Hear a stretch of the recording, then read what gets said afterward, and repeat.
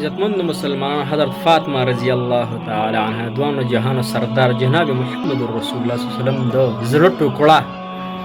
او د جنت د زنانو د جنت سردار وي هغه باره کې راضي وي چې کله وفات کېدله نوی درخواست یو خپل وینځ جماله وسو غسل نه راکې په خپل ولم بل هغه کفن کپړې واچولې او وی چې زما جنازه به د شپې تیار کې وباسي زما د جنازې کټ انسانان اونوي بیا چې کله د قیامت په ورځ حشر قایم شي الله جل شانه به فرمایي اے د محشر مخلوقاتو یا ټولو انسانانو یا ایها الناس ټولو خلکو سرونه ښکته کړي جناب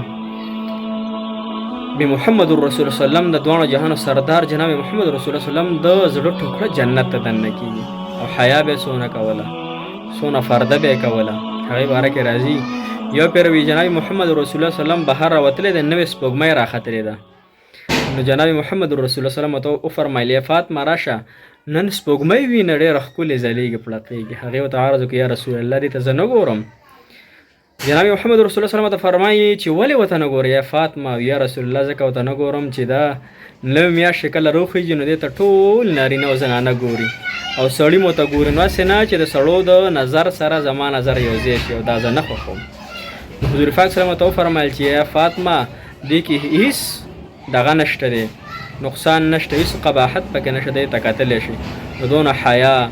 دونه عزت نه خپلو زنانو ته وګورو نه فرده شته نه حیا شته نه عزت شته او کلم په بازارونو کې ګرځي او په غم خادو کې ګرځي نو خپلو زنانو له ښه تربیت ورکړو خپلو زنانو د جهنم نه بچ کړو خپلو زنانو ته ښکلې غټې برخې ورپسر کړو خپلو زنانو ته د حیا او د عزت څادرونه ورپسر کړو داسې نه چې بیا الله جل شانه رانه پوښتنه کړي جزاک الله خیره